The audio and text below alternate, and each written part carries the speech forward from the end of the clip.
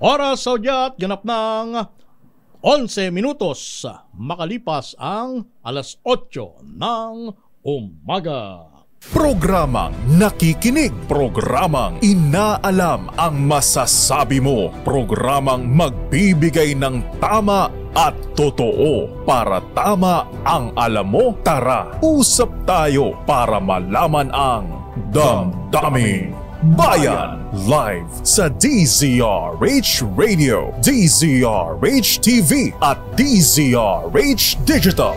DZRH Damdaming Bayan. Kasama sina Lakay Deo Macalma at Sister L Elaine Apit. DZRH Damdaming Bayan.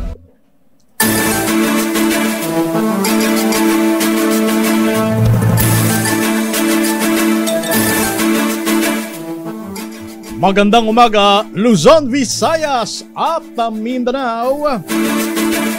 Welcome sa inyong palatuntunan ang Damdaming Bayan. Sa ngalan ni Lakay Deo Macalma, ito muna ang pansamantalan yung lingkod, si Romel Fuertes. Araw po tayo ng Biyernes, ika-16 sa buwan ng Agosto.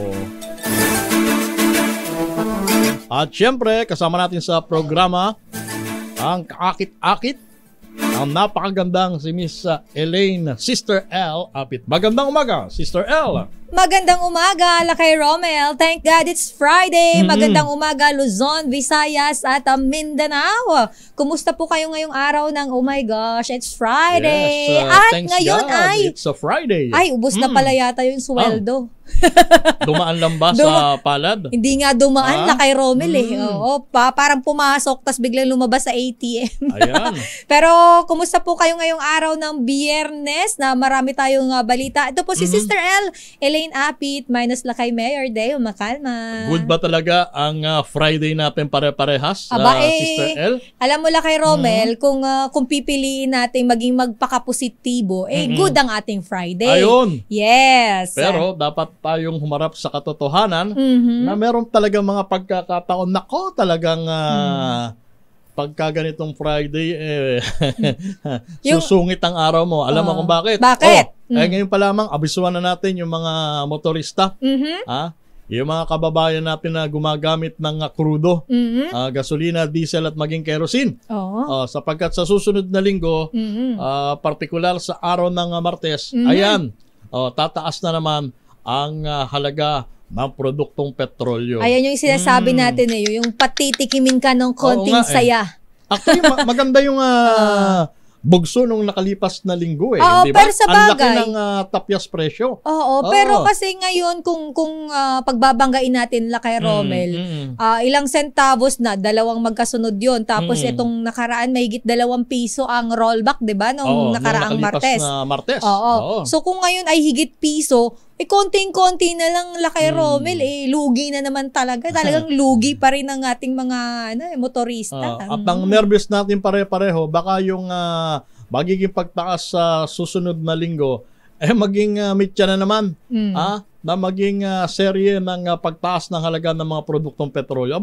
Wag naman. Wag naman sana. Grabe naman, medyo pahingahin muna naman natin ang bulsa ni Juan de la Cruz. Ang hirap kapag kausapang inflation, Lakay Romel, Domino effect po kasi yan. Kapag may pagtaas ng presyo ng produktong petrolyo, paano ba nakakarating ang mga produkto dito sa atin? Diba? Mula sa malalayong lugar. Kasi marami ang magtatanong, langis lang naman or produktong petrolyo lang naman ang gumalaw ano naman ang pakialam ng iba pang produkto? Hindi po. Kumbaga sakit ng kalingkingan, sakit ng buong katawan. Damay-damay po yan. Yes. Lalo na yung mga pangunahing bilihin. At isa pa sa, akala ko ba naman tapos na itong problema natin sa ASF na ito. Akala ko ba meron ng bakuna na naka-schedule ipamahagi sa mga parang magkakaroon na. Nag-aalaga ng baboy. Pero ang problema kasi natin dito sa ASF, mukhang hindi pa lahat ng mga areas ay mabibigyan ng bakuna. Oo, dito kasi maraming lugar na ang tinamaan ng African swine fever. Ang latest information pati sa probinsya ng Laguna, yung 2 syudad dyan at 1 bayan, nakaabot na rin sa kanila ang ASF. Siyempre, Laguna, malapit na yan. Andito na sa may parting Calabarzon, di ba? Pero ang Department of Agriculture pala, kasi nung una kay Romel, may lumabas na balita na may utos allegedly na, sige, katahi na yung mga baboy, parang kasi nga, ikakal na dahil nga daw sa pagkalat nitong sakit na African swine fever. Pero ang Department of Agriculture ay may panayam kanina ang 2x2 kay Romel. Hindi naman pala po ganoon ang kanilang kautusan. Nilinaw po yan kanina na hindi naman po nila ipinag-utos yung ganoon. So ano ang precautionary measure na inirekomenda ng Department of Agriculture? Mayroon silang mga binanggit kanina at isa-isahin natin yan lakay Romel. Pero for now, puntahan muna natin. Meron tayong makakapanayam. Ayan, ito si eksperto pagdating sa larangan ng agrikultura. Kabilang na dyan sa binabanggit nating problema, si Congressman Nick Briones. Ito po yung Vice President ng Luzon Pork Producers Federation of the Philippines. At siya din ang Pangulo ng Agricultural Sector Alliance of the Philippines. Alamin natin ang update dito sa problema natin sa ASF. At bukod nga sa lalawigan ng Laguna, marami pang lalawigan ang actually matagal nang apektado nitong ASF. At kabilang nga dyan yung probinsya ng Batangas. Kasi alam mo naman, malaking volume ng alagang baboy ang nanggagaling din dyan sa Batangas. Sige, papasukin natin. Magandang umaga po, Congressman Nick Briones. Romel Fuertes po, sa ngalan ni Boss Deo Macalma at si Elaine Apit, Sister L. Good morning. Good morning, Kong. Magandang umaga, Romel. Magandang umaga, Sister L. At magandang umaga sa lahat na inyong mga taga-subaybay. Unang tanong ko, Congressman Nick Briones, napakatagal ng problema itong ASF. Napakalawak na ng pinsala na idinulot nito sa mga kababayan natin nag-aalaga ng baboy, kabilang na yung mga maliliit na magbababoy. Kailan po ba talaga, kung hindi matatapos or ganap na mareresolba, kailan ito makokontrol? Congressman Briones. Makokontrol lang yan pagka yung ating mga bakuna ay sapat para doon sa bilang ng populasyon ng baboy sa Pilipinas. Unang-una, kailangan mabakunahan natin ay yung mga backyard racers na alaga ng backyard racers. Yan, aabot ng 6 na milyong ulo ng baboy. So, ibig sabihin, kailangan tayo ng 6 million doses. Times 600, nasa 3.6 billion ang kailangan dyan. Kaya nga nung budget hearing namin, isa yan sa inihingi natin ng budget. At dapat may available din budget doon sa mga commercial racers. May available na bakuna. Kasi ang ating bakunang niro-roll out ngayon ay para lang sa piglets to patiner. Wala pang para sa inahin. Hindi pa kasama yung pampalahi, yung pinapalahi, Congressman. Tama, hindi dadami ang baboy kung yung mga inahin at bulugan ang tatamaan. So, medyo mahaba-haba pa. Ang maganda lang, kahit paano, nagkaroon na tayo ng bakuna. At kahit man lang yung mga piglets to patiner ay mailigtas natin, lalo-lalo na yung alaga ng mga backyard racers. Dahil hindi naman nila kaya yung 500 or 600 pesos na bakuna. Batay po, Congressman, sa inyong impormasyon na tinatanggap, nag-umpisa na po ba yung pamahagi ng bakuna? Ang alam ko, malamang ito pang next week. Mga third week daw nila may roll out yan, yung 10,000 bakuna. Ay, kung tutusin, napakaliit niyan. Pero meron namang sinasabi na 600,000, dapat yun pinoprocure na rin. At maiparating para yung lahat man lang ng tinatamaan ngayon katulad dito sa lalawigan ng Batangas, yung 600,000 kung tutusin, kukulangin pa yan sa buong lalawigan eh. Pag talagang binakunaan mo, dito mga 1 million, 10%, ibig sabihin, ang alaga rito, hindi 1 milyon baboy. So kung yung sa backyard, 60%, ay nasa 600,000. Tama lang yan sa lalawigan ng Batangas. Pero ang daming may tama eh. Sabi mo nga kanina, mayroon sa Laguna, may Mindoro. 22 provinces ang may outbreak, 11 regions, 64 towns, 250 barangay. So, kulang na kulang yan. Kaya pag na sigurado natin at na-aproban for commercial use, dahil ito ay parang niro-roll out for free, libre. Libre at saka mahigpit ang pagbabantay para malaman kung paano dapat ibakuna, hindi nagsished, ito'y epektibo. Saka pa lang yung gagawin, magkakaroon ng for commercial use. Yun, pwede na mag-import talaga ng ang sabi ko nga, unahin yung mga alaga ng backyard fishes dahil kulang ang biosecurity niya. Sister Pero, paalala sa ating mga kababayan, Romel na Sister El, ang ating Pinoy pork, yung local na karne ng baboy, ay safe at hindi ito nakaka-apekto sa kalusugan ng ating mga mamamayan. Ito ay may tatak na NMIS, yun ang titignan ninyo.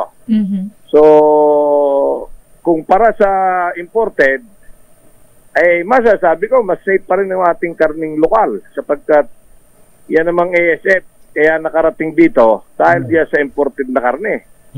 Dahil tayo, wala nung first border inspection facilities. Tayo lang sa buong mundo ang wala noon. Na bago pumasok ang lahat ng produkto agrikultura, lalo-lalo na yung mga karne, ay matetest, may laboratory test. Mache-check kung yan ay walang dalang sakit sa hayop o sa tao. Eh hindi natin nagagawa yan. Kaya paano mo sasabihin, safety ng imported? Eh yan nga, nagdala ng mga sakit dito sa ating bansa.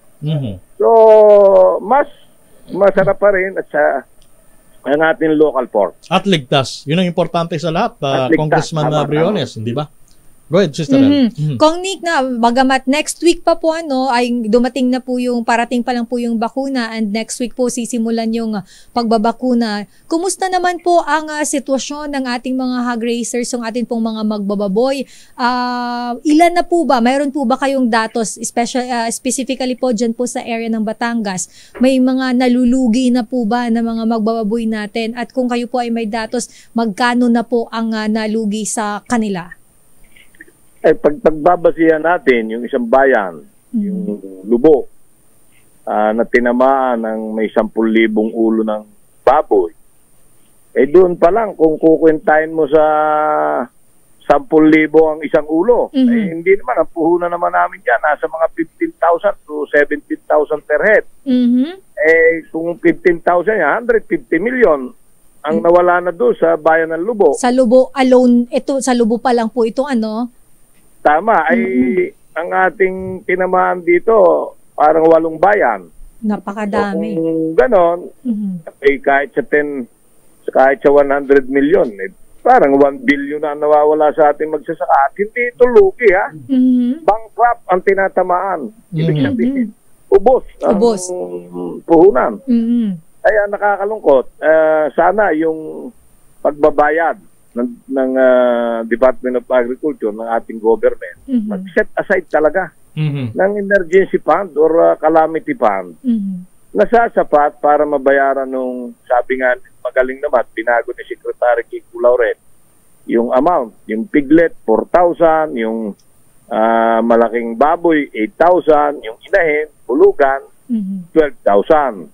Mas malaki compared do sa 5,000 dati. Pero tinanong ko ang budget, 150 million. Paano kakasya yun? Kulang pa rin. Gusto yan. So, sabi ko, magdagdag ng budget. Mangangailangan tayo mga 10 billion. Yun 10% lang ang paglalaanan mo. Para bang ang ibig sabihin, dati ang walang baboy, 22%. Ayon sa PSA. Ngayon, sabi ko, kahit 10% lang ang paglaanan ng pondo, Ibig sabihin, 1 million na baboy yun. Sa 10,000, that's 10 billion. 10 billion. Para talagang matulungan mo kagad ang ating mga magsasaka, magbababoy. Hindi pipigil ang ASF. Kung hindi po natin gagawin yung pagbabayad ng, sabi ko nga, between 8 to 10,000 ang ating tinatamaan ng ASF. Kailangan bayaran para mag-surrender. Kung yan binabayaran, hindi mo na kailangan maggawa ng checkpoint dahil ang mga magbababoy ay kusang iso-surrender. May mukha akong may tama ng ASF daw, surrender ko na. At ako na may babayaran ng 10,000 o 8,000. Opo. Lang susi.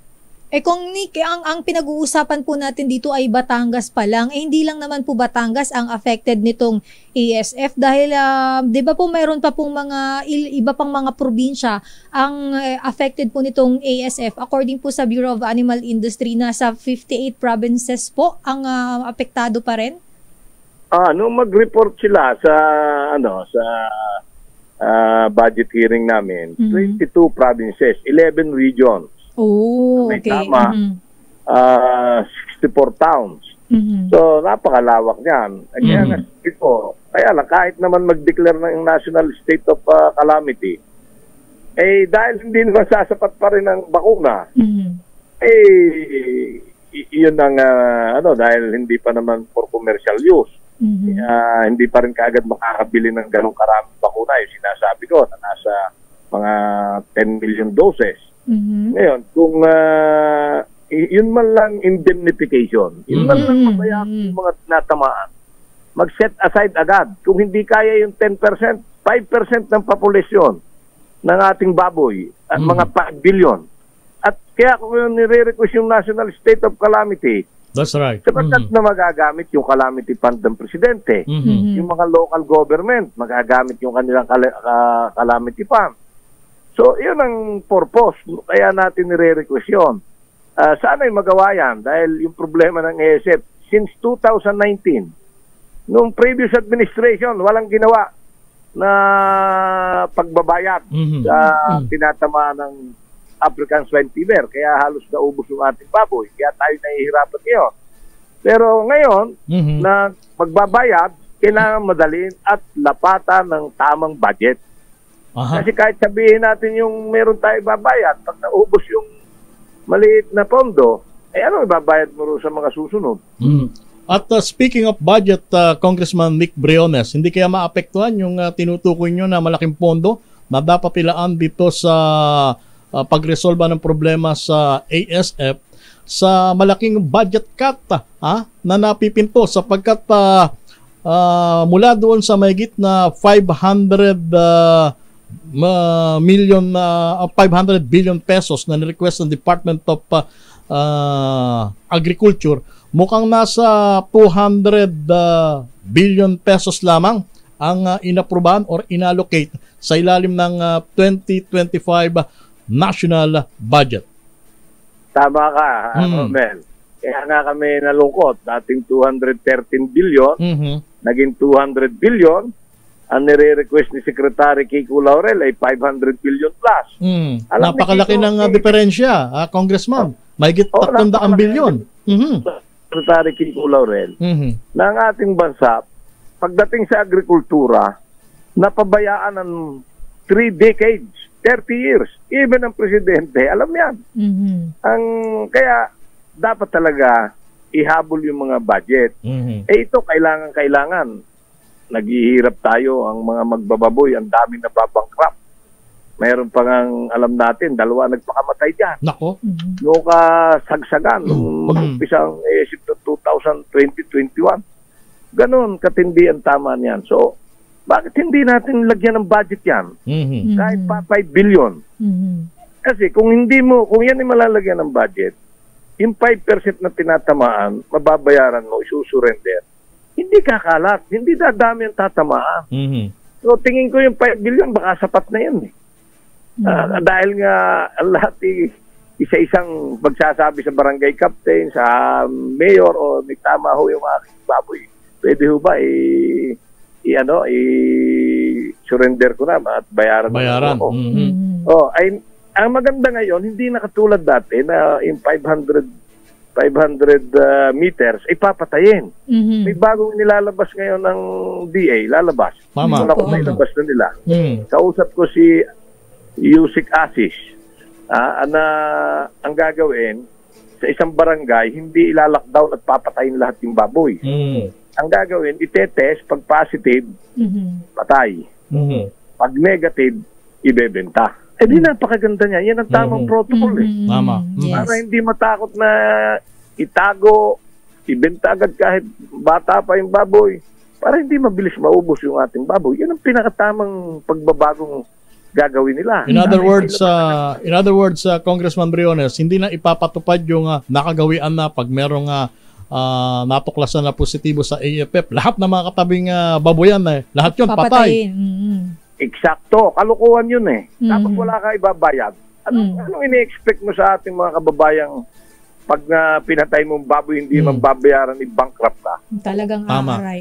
Talagang naglulupasay yung ating mga kababayan. So, ibig ko sabihin, kung ganyan ang gagawin, tapos mayroon kang 5 billion budget na ibabayad, ako, 100% sa panahon ni President BBM, matitigil yung ASF na yan. Tapos dadating yung bakuna. Tapos magkakaroon ng bakuna dahil gusto niya magkaroon ng bakuna para sa inahin at kabulugan din.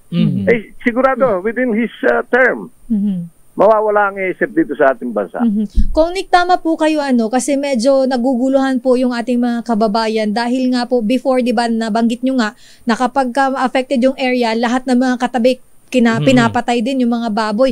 Yung 500-meter zone po na sinasabi natin, ito ay kapanayam kanina sa ating programang 2x2, sinabi ni ASEC Palabrica na ititest nga tama kung positive or negative. So, kailangan natin ng matinding information dissemination. Ito pong bagong kautusan ng Department of Agriculture. Ayun, dapat alam ng LGU yan. Kasi yung LGU, nung una, lalo ngayon, may nangyayari pa rin. Kaagad nag-declare ng state of calamity, okay lang yun para magamit nila at makatulong sila sa kanilang pondo. Pero yung gawin, sige, tingnan mo yung 500 meters, lahat i-test mo. Lahat positive, patayin mo. Lahat ng negative, pabayaan mo magbenta, pabayaan mo makapag-negosyo. Tapos, pabakunahan mo yung lahat ng within 500 meters kaagad. Diba? Yun ang logical. Ibig sabihin, yun ang kung may puso doon sa mga magbababoy na kakatayin mo, ibabaon mo, tapos wala ka namang ibabayan. Ibibigay. Anong klaseng logic? Opo. Kung last on my end na lang po, kung Nika, kumusta po pag-uusapan natin ng ASF at itong mga affected areas, kumusta po ang supply? Base po sa monitoring natin ngayon, ang supply po ba natin ay sapat ng sa mga local hog food producers lang po? Sapat naman po ba? At kumusta po ang sa pangapalengke po ba, namomonitor din po ba natin ang ating mga kababayan po ba ay bumibili pa rin? Kumusta po ang bentahan? Ang halaga. Tsaka yung presyo. Bumibili naman. Ang mabigat lang dito sa lalawigan ng Batangas, yung dating 220 pesos per kilo ang farm gate price, ay naging naging 170 pesos per kilo. Laki ng binagsak, maliit na. 50 pesos. Dapat yan, maramdaman naman sa palengke. Ibig sabihin, dapat bumaba rin ng mga 50 pesos per kilo.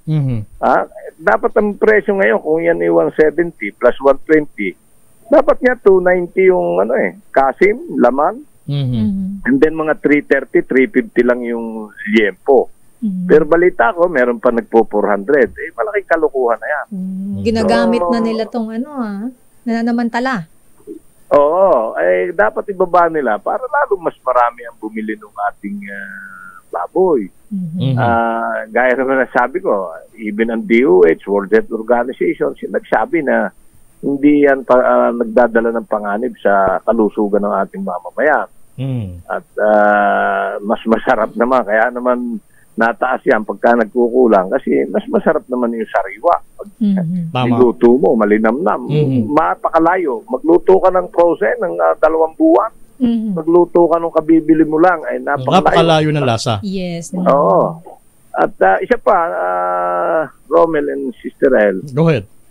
yung ating pong bakuna sa bird flu, madaliin po yan. Pagkat yan i-approve na sa maraming approved na bakuna sa US, sa Europe, i-importin mo lang kung pareho ng strain. Ang kung ginagamit sa kanila, how much more na Tama. Di ba? Ibig sabihin, pareho ang strain. Kung tutuusin, pwede mo nang approvean eh. Pero dahil tina-trial, sobrang tagal naman. Alam mo ba kung kailan tumama ang bird flu? Ang bird flu tumama nung mga last 2 years ago. O ganyan. Ang tama sa atin, 10 milyong manok ang namatay. At marami ang naluki na mag-itlog at iitik at saka itong broiler. So dapat yan, may roll out ka agad. Sabi naman yan, bibigyan ako ng feedback ni Asik Ganti Palabrica, siya in charge diyan. Sa kanila nasa kanila pala ang bola ngayon eh.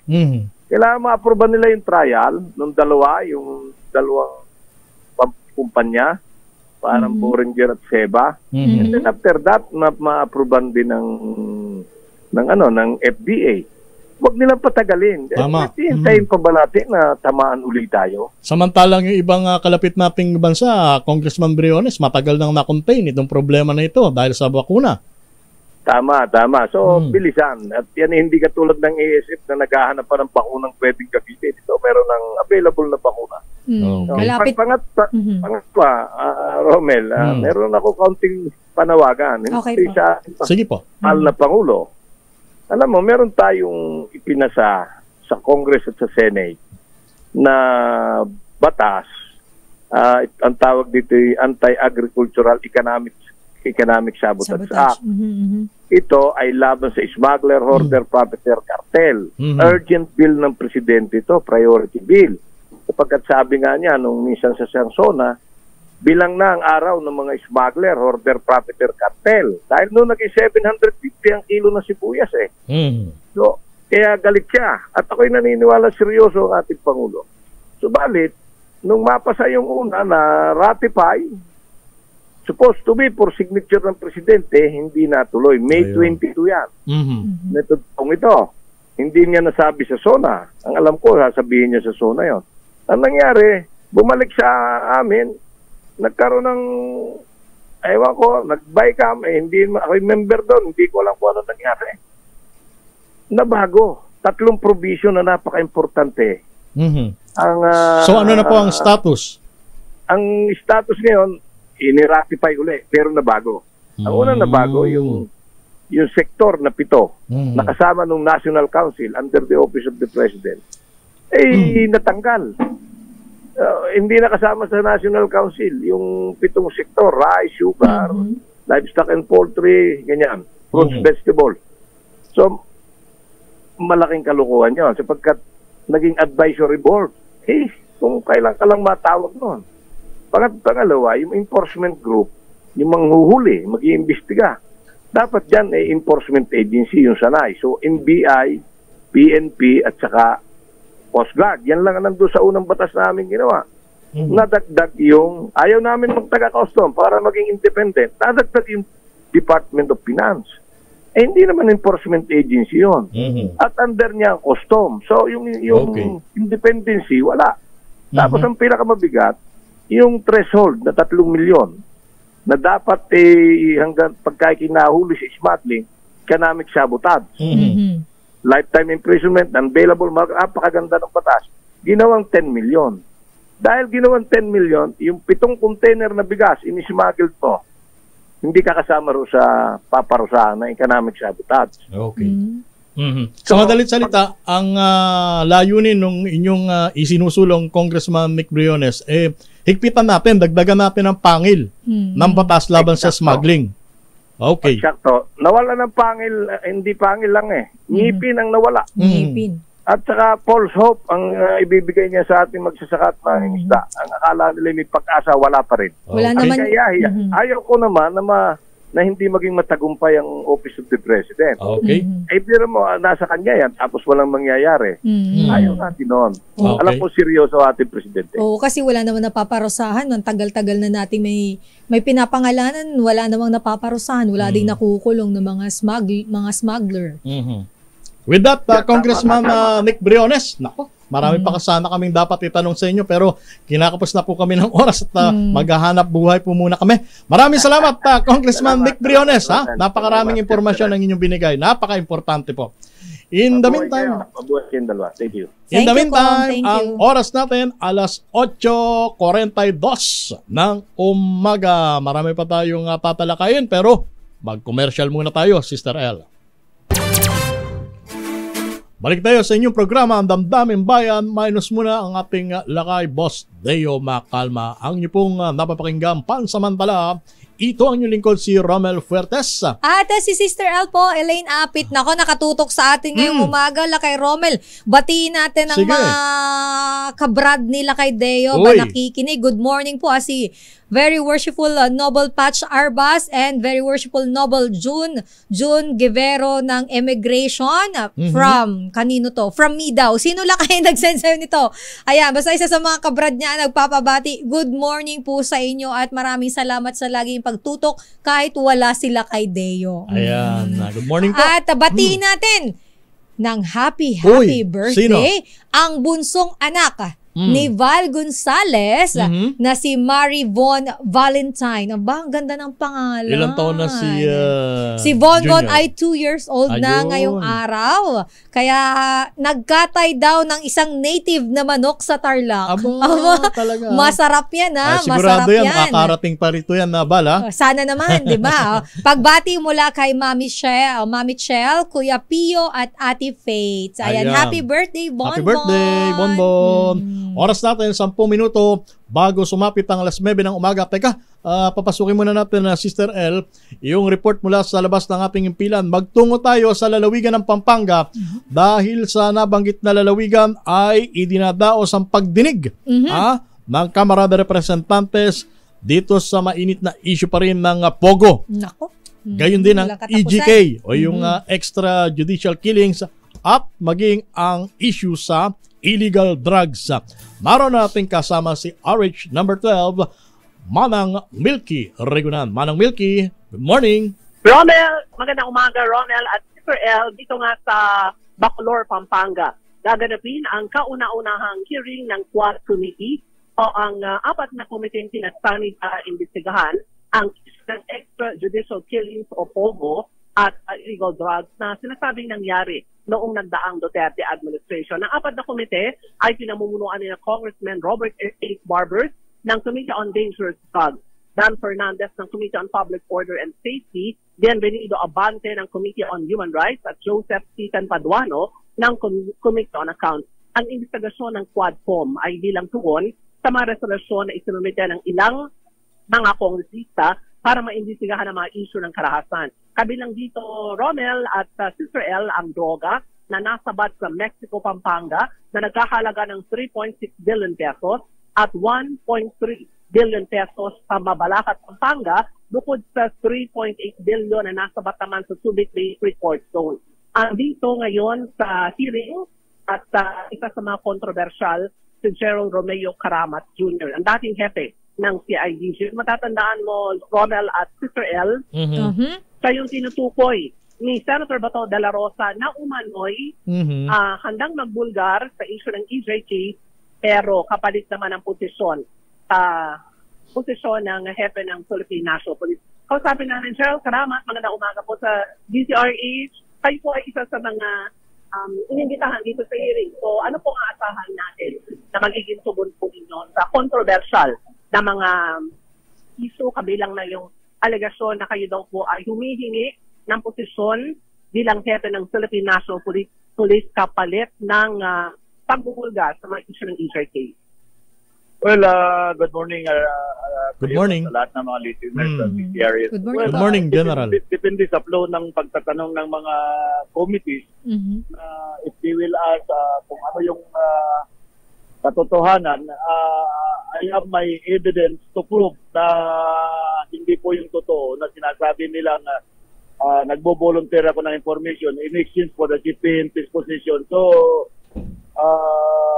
kung matanong mamaya, I have my evidence with me to prove hindi po totoo lahat yun. Pero sino Karaman, ito po ba ibubulgatin yun through this public hearing o hihingi kayo na sa executive session?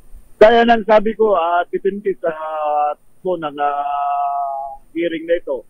So, but as much as possible, if they will allow me to have an executive session, mas gugustuhin ko pa para at least hindi na mas lalong lumala ang problema sa ating bansa. So, checking ba ito? Kumbaga ay malaki ba yung ibubulgar na siya Karaman? Well, hindi naman sa akin, hindi naman kalakihan. Ang ibubulgar ko lang na to prove na wala pong katotohanan. Yung nagbo-volunteer po ako na magbigay ng information tungkol dyan sa drug campaign ng last administration. Hindi po in-exchange po pagiging CPNP. Romel, Israel, narito si Shell Karamat, baka meron kayong dagdag na tanong. So ano po, Mr. General, magandang araw po. So ano po ang magiging papel ninyo dyan? Kayo po ba ay tatayo bilang resource person or testigo? Tayo lang po ay isa sa mga naimbitihan bilang resource speaker dito sa hearing na ito. So, depende kung ano yung itatanong ng mga different committees sa gaganapin hearing na ito ngayong araw po. Okay. Alright. Thank you po. Thank you. Manang Milky. Salamat, Romel at Israel. Yan yung pahayag ni General Romeo Karaman. Ang sabi niya, kung meron daw bang mga sensitibong informasyon na itatanong sa kanya ang Kamara, yung mga kongresista na naririto sa hearing, ay hihingi daw siya ng executive session. Pero tinatanggi niya na, kumbaga ay humihiling siya ng posisyon bilang PNP chief, kapalit naman ng pagbubulgar sa mga issue ng extrajudicial killing, droga, at syempre ay meron din diskusyon dito ang komite tungkol naman sa Pogo at marami na rin mga mababatas ang dumadalo ngayon. Yung 4 na chairman ay dumating na dito sa hearing sa pamunuan ni Congressman Robert H. Barber, ang chairman ng Committee on Dangerous Drugs. Yan muna ang sitwasyon kaugnay ng unang hearing ng Quadcom dito sa Bacolor, Pampanga. Ako si Neil Creguna, nabulat para sa DCRH, una sa Pilipinas, una sa Pilipinas. Thank you, Manang Milky Regunan. Standby ka muna, Maring Leta. Oras natin, 5 minuto bago sumapit ang alas 9 ng umaga. Pilipinas ang oras, alas 9. Oh, 1 minuto na pala, makalipas ang alas 9. Lakay Romel, puntahan natin ang update mula naman sa Malacanang, Singapore. Nanindigan sa freedom of navigation sa South China Sea. Ano kaya? Tsaka maliban dyan, ngayong Friday lang kay Romel, alamin natin kung ano ang schedule ng Pangulo. Tama. Dahil thank God it's Friday, pero ano nga ba ang gagawin niya? Dahil alam naman natin, kapag ka ikaw ay ang Pangulo, wala ka halos pahinga. Walang ano yan, walang day off yes, yan. Parang doktor yan, laging on duty. Sige. Alamin natin ang detalye mula kay RH14, Ms. Leth Narciso. Ms. Leth. Mr. L. Romel, tumitindig ang Singapore para sa pagtataguyod ng karapatan ng bawat estado sa freedom of navigation at mapayapang resolusyon ng sigalot sa karagatan.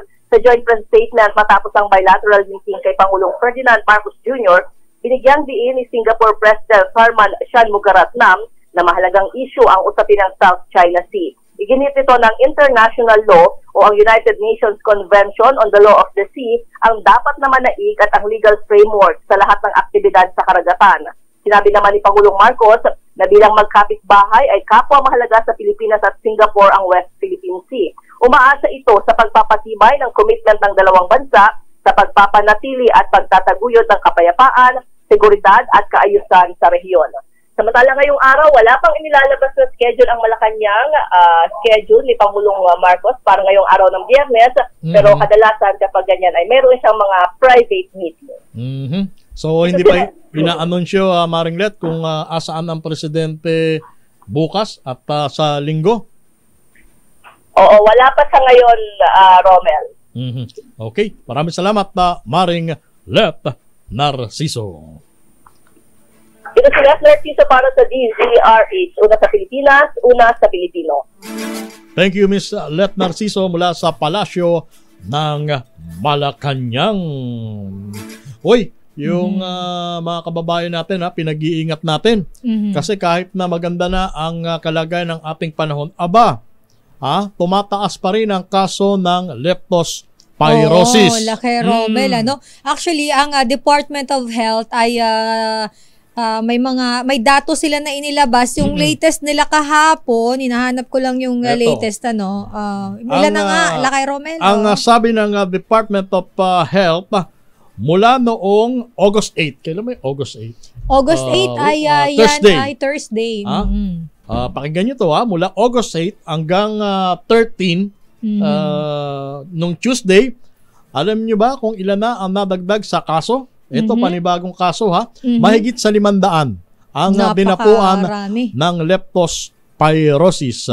At ang karamihan sa mga pinakabagong na leptos ay mga matatanda. Nako, lola, lolo. Kaso baka ito Laki Romel, siguro yung iba dito, yung napilitang lumusong noong baha. Dahil nabaha. Oo. Sapagkat batay sa monitoring ng DOH, nag-umpisang sumipa ang kaso ng leptospirosis noong kasagsagan ng bagyong Karina at yung habagat. At sinabayan pa ng malakas na pag-ulan dahil naman sa habagat. Ayan, doon po na monitor, nag-umpisang tumaasa ang kaso ng leptospirosis. At maliban pa dyan, Laki Romel, meron din tayong mga kaso ng dengue. Ayan, isa pa yan. At as of August 3, 2024, dito mismo sa bulletin na inilabas ng Department of Health, naobserbahan yung pagtaas ng kaso ng mga dengue dito sa rehiyon sa NCR, sa CAR, Ilocos Region, Cagayan Valley, Central Luzon, Calabarzon, Mimaropa, sa Bicol Region, Western Visayas, Central Visayas, Eastern Visayas, Northern Mindanao, Davao Region, Sacsargen at sa Caraga. So halos lahat ng rehiyon Laki Romel ay mataas o tumataas ang kaso ng dengue. So mag-iingat po tayo yung paglilinis, consistent na paglilinis ng paligid, napakalaking bagay, Laki Romel. Alam mo, Sister El, napapanahon pa naman ngayon ng trangkaso. Hindi ba? Uso ang trangkaso. Tama talaga. Ka dyan. Kahit nga tayo dito, ilan sa atin tinamaan na kahit hindi naman tayo lumalabas. Trabaho, bahay lang naman tayo. Tama.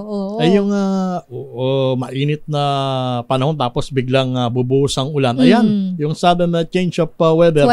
Yan ang kadalasan na nagiging sanhi ng pagkakaroon ng trangkaso. Pero, wag tayo magiging kampante. Kasi yung iba, isa na ako doon. Pagkalimbawang nakaramdam tayo ng kaunting pananakit ng katawan or ubo, sipon, ang dinadahilan natin palagi, ano lang ito? Simpleng lagnat lang ito. Lagnat laki lang ito. Yung iba sinasabi pa, hindi ba? Pero, lagi natin tatandaan, baka naman yung nararamdaman natin, simptomas na ng dengue. Ng dengue. Ayan. So, wag nating baliwalayin. Kapag kayo po ay nilagnat na ng mga 3 araw, iba na po yan. Magpa-check na po kayo sa doktor. Kailangan na pong malaman kung ano talaga yung nangyayari sa inyo. Dahil hindi po pwedeng, kung kailan malala na, doon po tayo magpapagamot. Tama. Pagka nakakakita kayo ng mga simptomas ng dengue, katulad ng pagkakaroon ng rashes, dumiretso na kayo sa pinakamalapit na ospital. Lalo na sa mga bata. Yes, yung mga bata kasi mahirap, hindi naman po sila nakakapagsalita kung ano talaga yung nararamdaman nila. Makikita mo lang yung nasa physically, yung nakikita nyo po. Paano naman yung internal? Baka mamaya nananakit na yung kalamnan nila. May mga iba na sila nararamdaman sa tiyan. May mga sintomas kasi iba-iba ng sintomas ng dengue. Iba din ang sintomas nitong leptospirosis. So dapat as early as now po, kung may nararamdaman yung mga anak ninyo, maipa-check up na sa pedya. Ayan, wag na po nating intayin yung dumating yung pagkakataon na malala na ang sitwasyon. Yung iba too late na Yes. So pagka nagdugo na yung ilong ng bata, doon pa lang natin isusugod sa ospital. Wag na po natin hintayin niya. Wag na po tayo makipagsapalaran. Yung iba sinasabi, ano lang yan? Yung term na balangoy-ngoy lang yan. Balingoy-ngoy.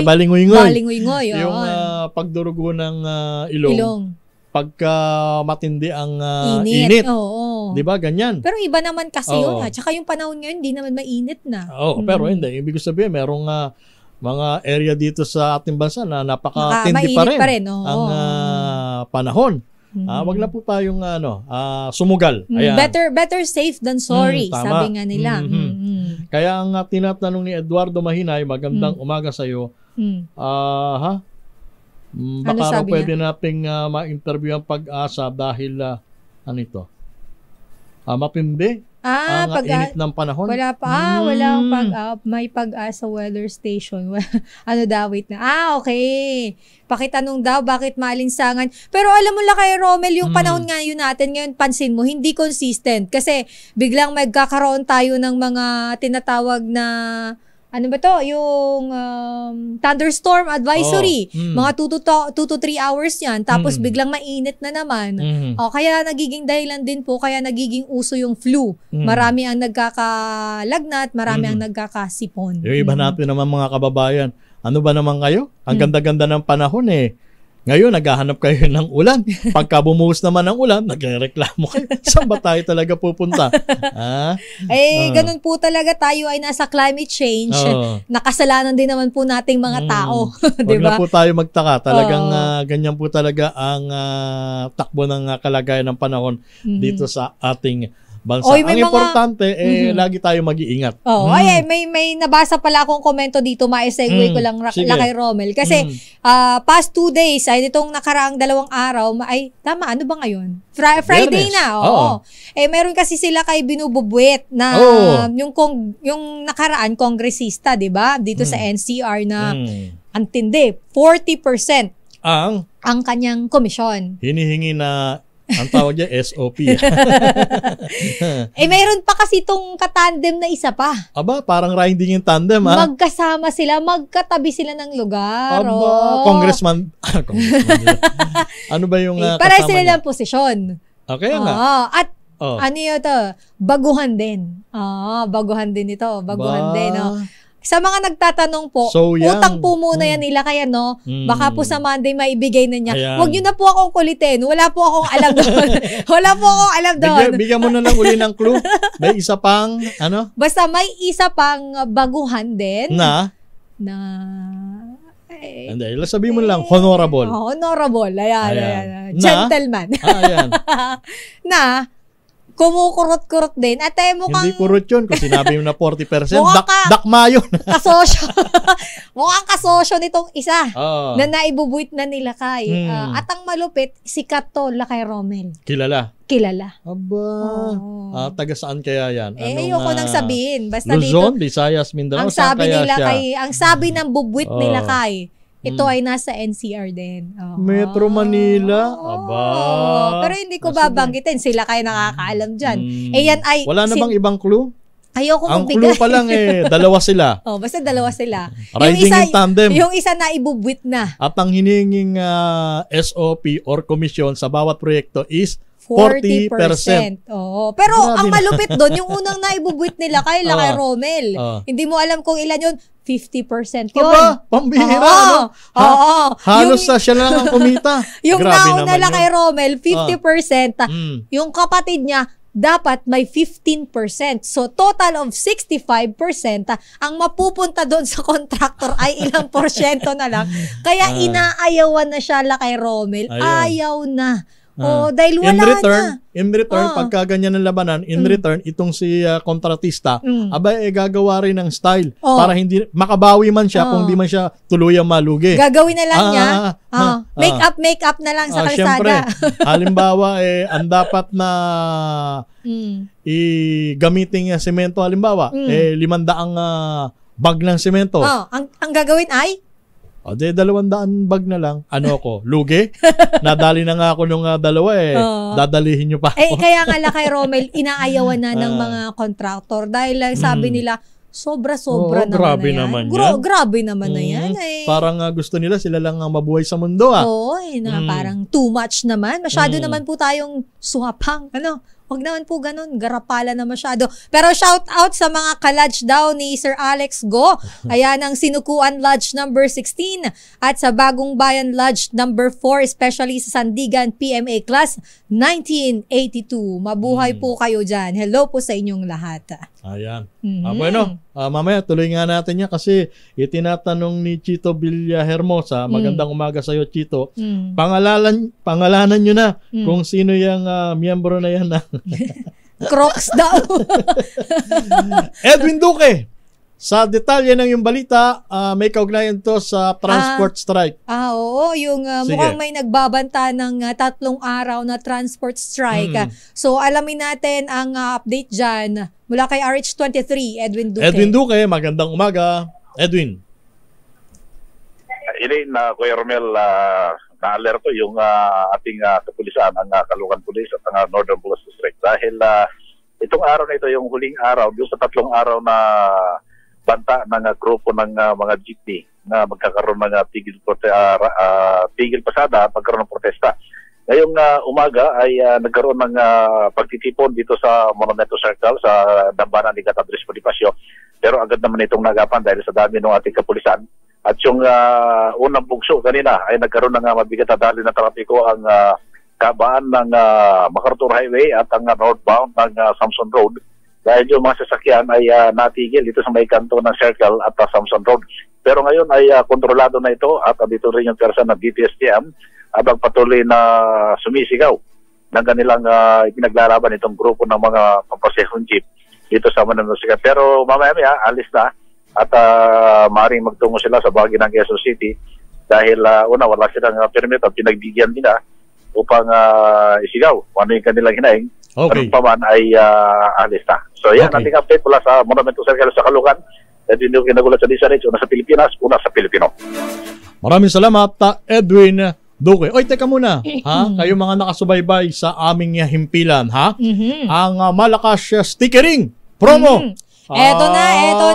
Ayan. Sa mga, gisingin muna natin. Oy, Kuyang Taxi, baka tutulog-tulog ka sa nagagrab dyan. Makinig po kayo dahil mayroon tayong malakas stickering promo la kay Romel. Nasaan ang ating malakas stickering promo? Andyan sa may Barangay Hall. Makinig kayo Barangay Hall.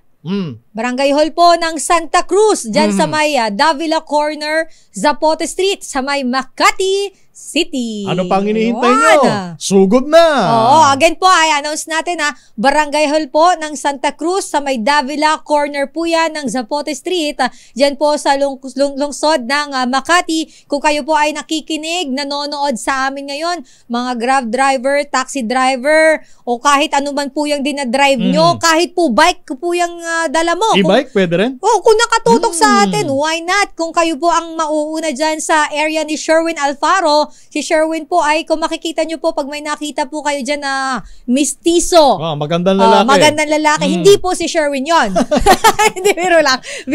Love ko yan si Sherwin. Basta pagka may nakita kayo dyan na lalaki na nagpapaypay ng 1,000 peso bills. Yung parang Abaniko na tig 1,000 na yung polymer na, yung bago na yun Yung malutong na malutong. Yan, si Sherwin po yun. At pag nakita nyo yung mobile ng DZRH, nandyan po yan. Ayun. Pero ang oras muna natin, 16 minutos makalipas ang alas 9 ng umaga. Marami pa tayong pag-usapan. Pero commercial muna tayo, Sister L.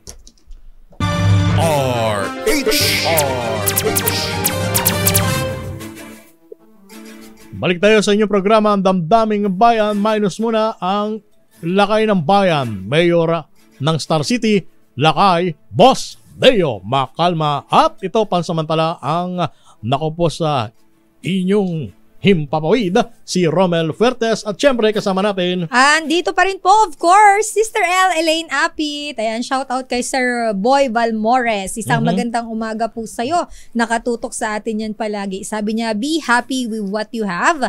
Keep working on what you love. And remember, a happy life begins by saying thank you. Happy Friday. God bless you always. Aba, ganda nung niya. Nung quote of the day. Yes. At maligayang pakikinig. kay SBMA Chairman Engineer Eduardo Alino. Good morning, sir. Good morning po, sir. Nakatutok pala sa atin ang SBMA ngayon. Isang magandang umaga po. At siya ay binabati ni Boss Ray Nadar. Oh, Ray Nadar. Wala ba tayo dyan? Biglang ganun no. Kumusta ang Subic? Oo. Marami pa bang mga ano dyan? Marami pa bang mga Amerikano? Ang sabi ni Boss Ray Nadar, in terms of tourism, talagang kakabawi na ang SBMA. Sa ilalim ng bagong liderato. Magandang umaga din na Boss Popoy Paruk. Ayan. Hello, Sir Popoy. Alam mo, Lakay Romel, bago tayo mag-break, na pag-uusapan natin kanina yung bubuit nila kaya, no? Ang dami nagko-comment. May nag-comment kasi dito, sabi ni Badudel, sa kanyang username. Ang pasawi ba naman niya, yung mga senior daw na buwaya, may tawag siya dyan. Alam mo kung ano? Ano? Lacoste. Pero yung mga junior daw, yung mga medium size. Crocs daw yan. Grabe naman kayo. Grabe naman yan. Pero abangan nyo po yung isa pa. Dahil tatlo to, magkakasunod na binubuit nila kayo ito Itong mga ito Itong tatlong gahaman na swap. Tatlong honorable. Yung binoto nyo, ayan. May nag-comment. Ito, hindi to sa akin galing. Sabi dito ni Ronel Belarmino. Swapang. Ganid, gahaman, masiba. Ano pa ang gusto ninyong sabihin sa kanila? Oy, kaya kakakala ninyo na dinadaan lang natin sa tawa. Pero, ipaalala natin, malapit na ang eleksyon. Yes, oo. Ngayon pa lang, matuto na kayo ng eleksyon ninyo. Kung halimbawa, ang inyong binoto ay naging epektibo at tumihiling ng panibagong term, bigyan pa natin, syempre. Yes, why not? Magaling Yes. Diba? Pero, yung mga binoto nyo na nagkamali kayo, huli na nang inyong malaman na hindi pala dapat siya ang hinalal, ay alam nyo na kung ano gagawin. Oo, tsaka alam mo, Lakay Romel, ngayong malapit na ang eleksyon, though matagal na at lagi natin tong paalala sa ating mga kababayan, huwag po tayong padadaan sa 500 at 1,000. Ang 1,000 po na yan, kapag ka po binigyan kayo niyan, mag-isip-isip na po kayo. Bakit ba magbibigay ng pera? Kung talagang ang layunin nito ay magsilbi. At magsilbi. Kung ikaw ay talagang gusto mo maging matino, maayos, mahusay na public servant, hindi mo po kailangang magbayad para ikaw ay iboto ng tao. Tama. Hindi mo po kailangang bumili ng boto. Tama. Once po na ang kandidato ay nag-alok sa inyo ng ganyan, ng ganito, suhol, mag-isip na kayo. Yes. Alam nyo na kung ano ang magiging consequence pagka yan ay na halal. Ang lagi ko ang linya kapag ka nagkukwentuhan kami ni Lakay Deo, Lakay Romel parang investment ang nangyayari Maglalabas ng malaking pera, ang nangyayari, babawiin niya yan pag nakaupo siya sa posisyon. Common sense na po yun. Kapag ka ang politiko nagbigay sa inyo ng pera, huwag niyong iboto. Definitely may kapalit yan pag yan ay nabigyan ng posisyon sa gobyerno. Kaya yung tsaka bawal po yun Bawal po yun. Bawal po yun. In the first place, bawal. Yes. Yun po yung pinakaunang-una dyan. Bawal po yan sa atin ang pagbili at pagbenta ng boto. At ang boto po natin, wala pong katumbas na salapi. Totoo. Kayo ba gusto ninyo, ang inyong dangal bibili lang sa halagang 1,000 or 500 pesos? Diba? Hindi ba? Parang ang sakit. Napakababaw. Kaso, ang problema, hindi rin natin masisimiba nating kababayan na dahil kapit sa patalim, tinatanggap na. Di ba? Pero siguro, dahil hindi nga natin maalis yan, pero tanggapin nyo, pero huwag nyong iboto. Hindi natin tinotolerate yung ganung sistema. Di ba? Hindi natin tinotolerate yung ganung sistema. Yes, Dangan nga lamang, meron talaga tayong ibang mga kababayan na sinasamantala naman ng mga ganid na politiko. Syempre, susuyurin yan yung mga nasa mga depressed area. Yung alam nila na isang kahig, isang tuka. Alam nila na yung 500 pesos malaking ginhawa na sa kanila. May tatawid na ang pang-araw-araw na gastusin. Yes. Yun ang kanilang pinupuntirya, tinatarget. Ito naman mga kababayan natin na talagang salat, mahirap, dukha, na milagro kapag nakakain ng 3 beses sa araw, walang ibang option kundi tanggapin. Hindi ba? Pagka ganyan po, tanggapin ninyo pero iba ang iboto ninyo. Oo, yun nga yung sinasabi natin dahil nga hindi natin may iwasan. Wag na po tayo sabi nga nila, ipokrita dito. Real talk po tayo. Mayroon po talaga at mayroong namimigay ng pera. Diyos ko, alam na alam natin talagang yan. tumatanggap ng pera. Pero kung kayo po panindigan nyo po kung ano po yung sa tingin ninyo na karapat-dapat na iboto para doon sa posisyon, para po magbigay o maglingkod sa ating mga kababayan. Yun po yung iboto natin. Ang oras natin, meron tayong 9:28 ng umaga. Isa pa sa mga nakaagaw ng attention ko, Sister El, mga kaibigan, mga kababayan.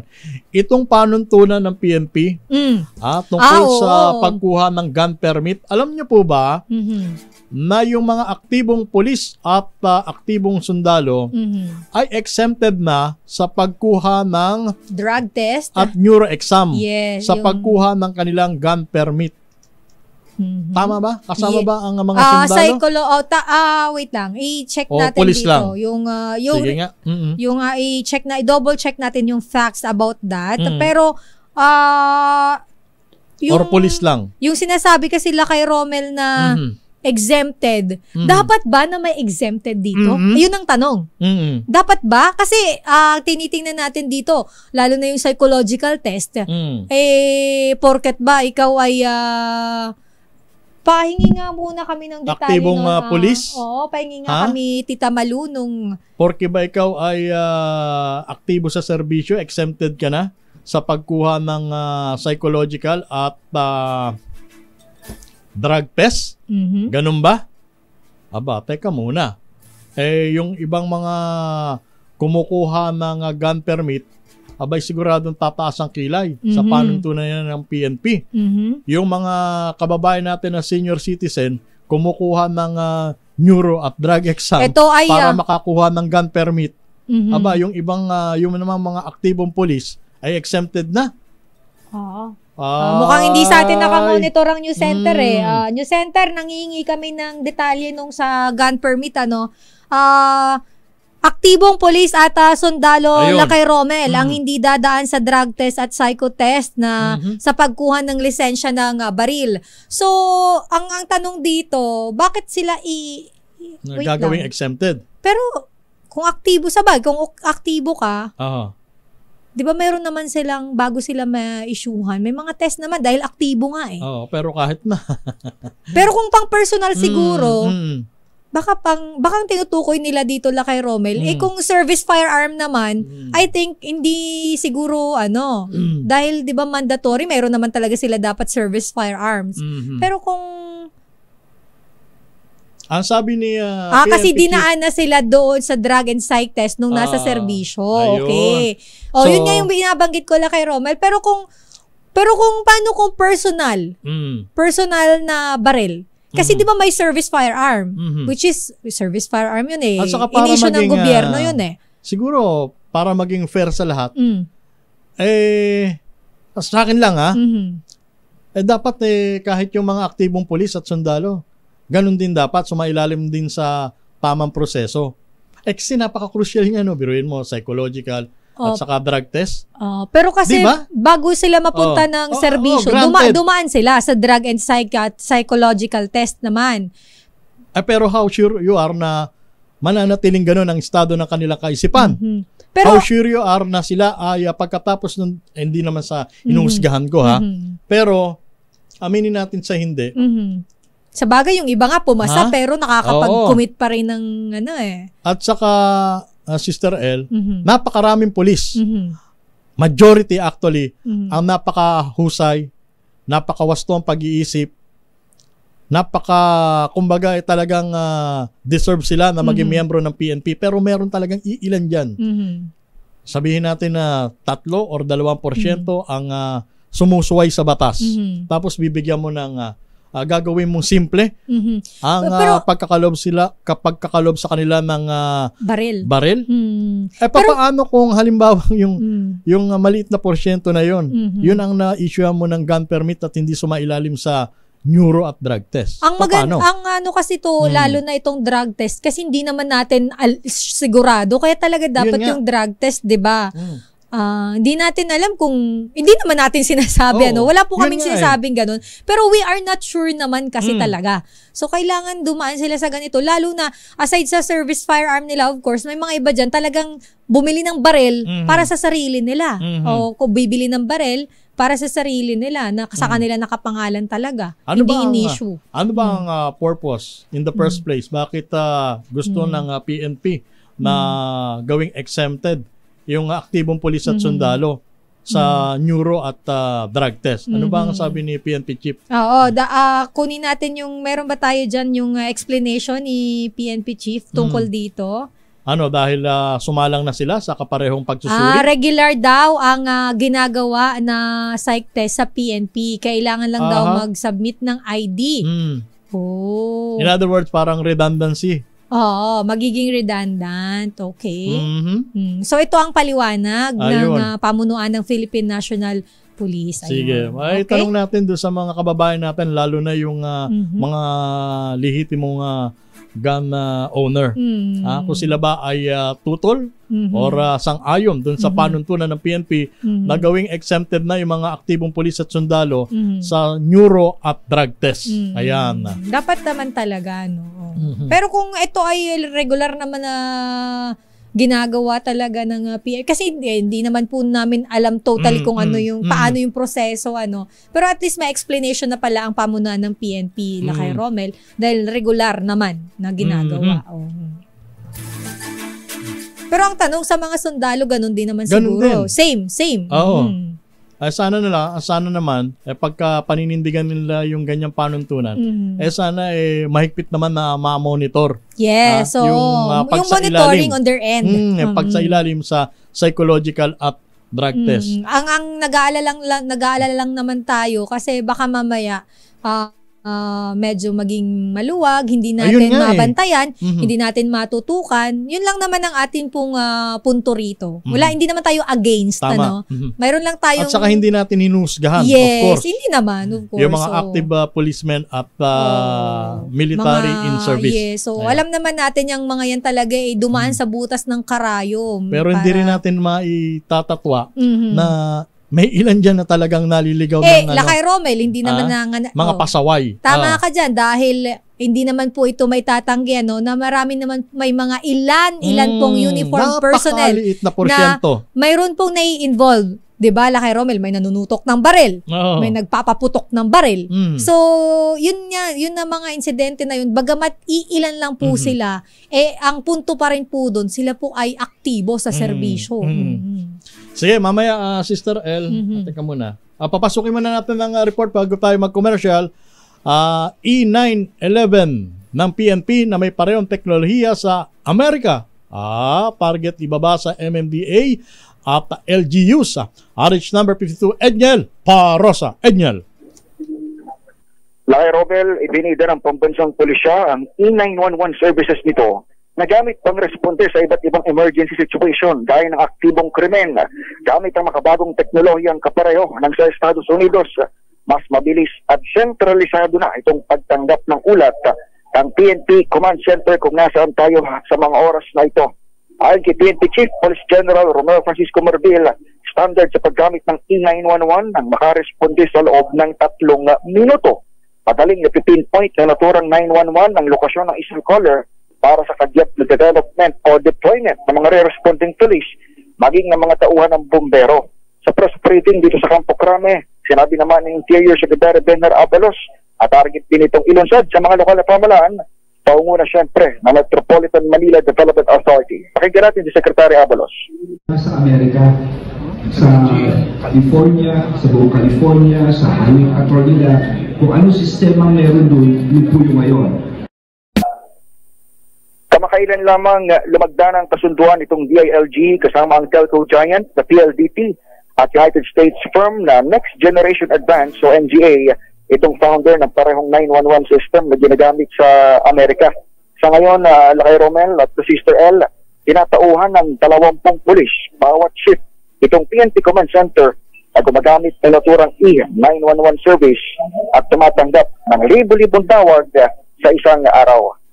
Ito si Edniel Barrosa, nag-uulat para sa DZUH. Una sa Pilipinas, una sa Pilipino. Maraming salamat, Edniel Parosa. Bagatin sa ating oras, 38 minutos makalipas ang alas 9 ng umaga.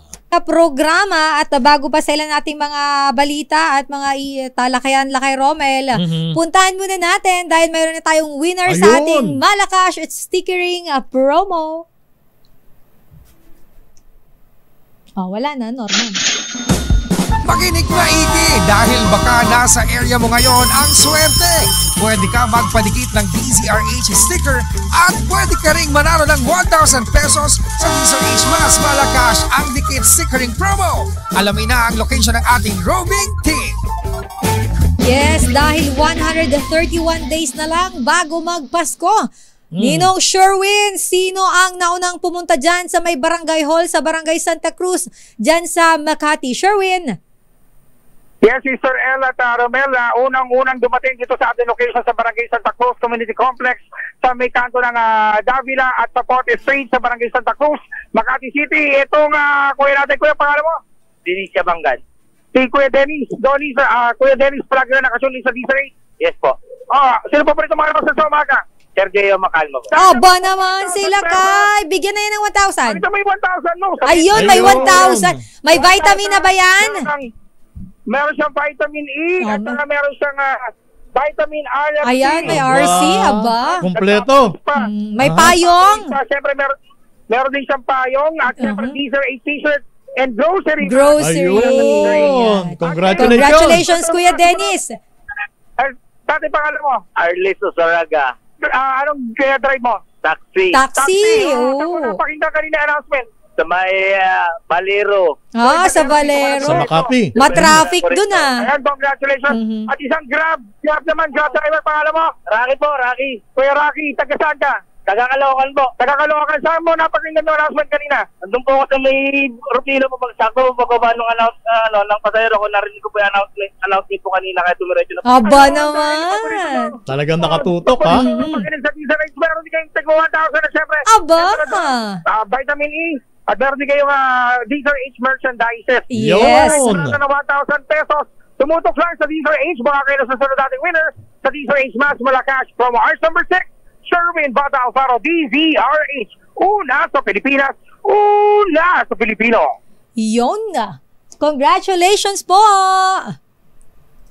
Ang aga naman ng pamasko natin, Lakay Romel. Tsaka nakakatuwa dahil nakatutok talaga. Yung isa sa may Valero, Rofi, traffic sa Makati. Kaya pala nauna yung isa. Nauna si Kuya Dennis. Sige, at tunghayan nyo ang susunod na eksena ng pamimigay ni Sherwin Alfaro sa Malacash. Buti hindi siya ngayon buti hindi siya ngayon nag-gymnast niya. Kasi nag-gymnast Sherwin. Pero sa mga nanonood, nakikinig, everyday po, wag po kayong magsasawang manood at makinig po sa amin dahil araw-araw po ang ating pamimigay ng pa-aginaldo sa ating mga viewers at listeners. Mananalo. Yes. Ng Malacash promo. Kasi akalain mo, magkakaroon ka ng 1,000. Magkakaroon ka ng grocery. Oo. Kapag sa program nila sa Damdaming Bayan, meron ka pang emperador. Ayun. Oo. Mayroon ka pang RC. Nagbibigay ng dagdag na ayuda si Mayor. May grocery pa po yan. May payong at t-shirt pa po yan ng RH. Kaya lagi pong tumutok sa lahat ng programa ng ating himpilan. Oras natin, 10 minuto na lamang at sasapit na ang alas 10 ng umaga. Napakabilis ng oras, Lakay Romel. Mukhang may report si Boy Gonzales Ang sabi ng COMELEC, dahil malapit na ang halalan, hindi na palalawigin ang August 30 deadline na Register Anywhere program ng Paul Body. Ibalita mo yan, RH number 29, Boy Gonzales. Boy! Romel, Sister El, wala nang balak ang COMELEC na magbigay na extension sa publiko kaugnay sa Register Anywhere program. Sinabi ni COMELEC Chairman George Erwin Garcia hanggang August 30 na lamang ang nabanggit na programa at hindi na ito palalawigin. Ang Register Anywhere program ay naglalayong magsagawa ng pagpatala sa mga bagong botante at magpapalipat ng kanilang voting place. karaniwang sa mga malls ay nasa malls ang Register Anywhere program ng hanggang August 30. Pero maaari pa rin naman daw ito magpatala ang mga bagong botante sa mga election offices na nakakasakop sa kanilang lugar kung saan sila boboto sa 2025 midterm election. Tatagal ang registration hanggang September 30. Samantala, Romel, Sister L, iniimbestigahan na rin ng LRTA o Light Rail Transit Authority kung papaano nakapasok isang taong grasa na nasa viaduct ng linya ng tren sa pagitan to ng Poresa at Legarda Station sa lungsod ng Manila. Unang nakita ang naturang taong grasa ng alas 3:30 ng madaling araw ng mga tauhan ng LRTA nang magsagawa sila ng inspeksyon habang alas 4:20 ng umaga nang makita ito muli na nasa viaduct o pinakaposte ng LRT2 sa pababang bahagi naman ng Legarda flyover. Dito na nagsagawa ng rescue operation ang LRTA at katuwang Manila LGU at ang Bureau of Fire Protection. Nakaligtas namang nakuha itong taong grasa. Ayon kay LRTA Administrator Attorney Hernando Cabrera, ikinuwento ng gwardiya ng LRTA na buwaba umano sa release ang taong grasa mula sa Nagtahan flyover na may kataasan ng lugar, kaya tinitignan nila ng LRTA kung paano ito nagawa ng lalaki. Dahil sa insidente, ilang pasahero ng LRT2 ang na-stranded dahil sa pasamantalang nagpatupad sila ng provisionary service mula Antipolo Station hanggang dito sa Bimapa Station at pabalik kung saan inabot ng ilang oras bago na ibalik ang normal na operasyon. Boy, yes. So sana pinurn over yung taong grasa?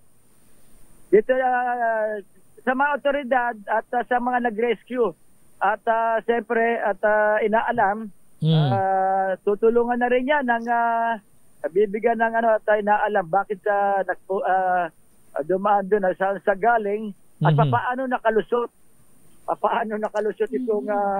itong naturang lalaki hanggang sa nakapasok doon sa lugar. Okay. Maraming salamat, Boy Gonzales. Ito si Boy Gonzales para sa DZRH, una sa Pilipinas, una sa Pilipino. Maraming salamat, RH29 Boy Gonzales. Samantala, balitang negosyo muna tayo, kay Romel. Uy, importante yan. Eto ang kita ng Shell Philippines o Shell Pilipinas tumaas ng 1.7 billion pesos sa unang 6 na buwan pa lang yan ng 2024.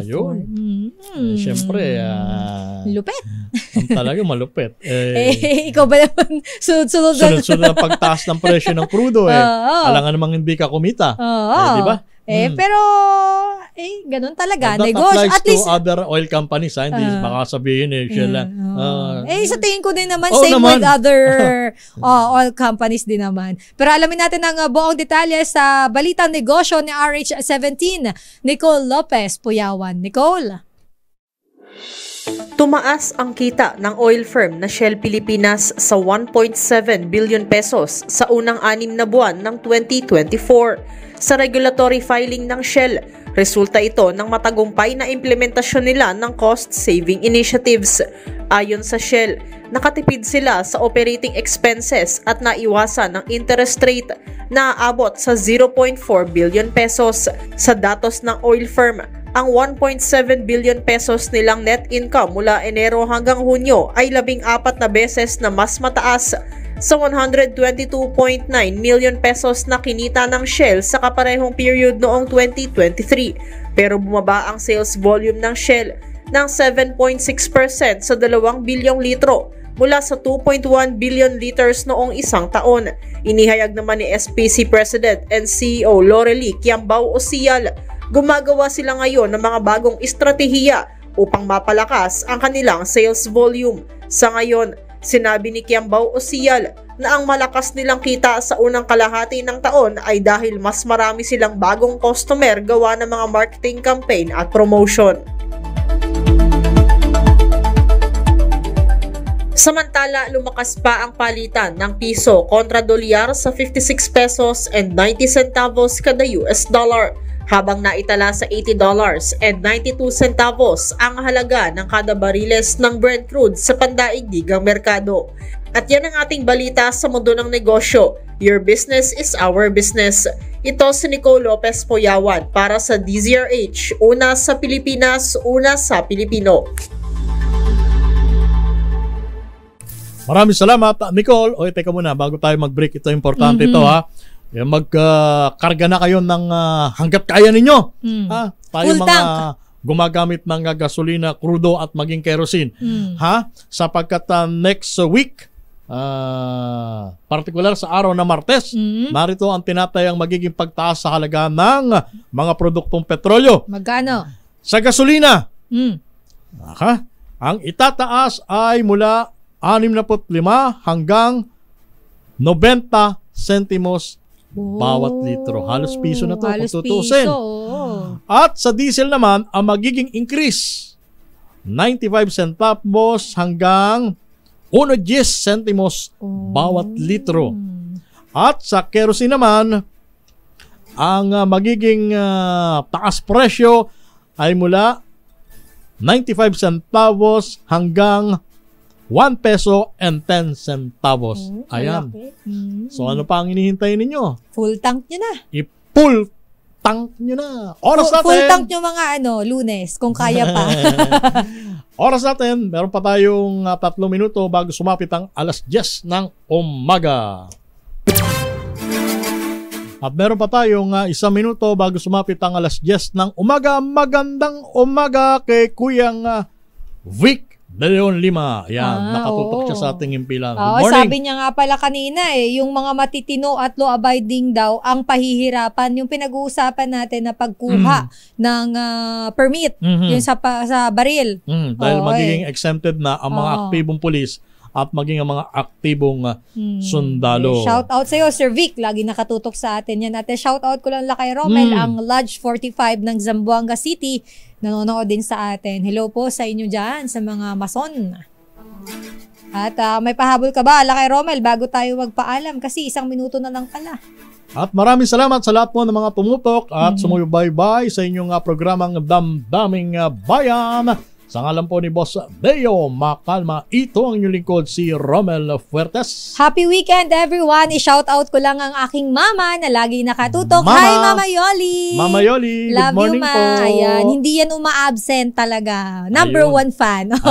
At sa ate ko, Ate Ani at Kadag at Apit family, sa mga tito at tita ko, hello po sa inyo dyan. Happy weekend po, Sister El po, Elaine Apit. Stay safe everyone. God bless po.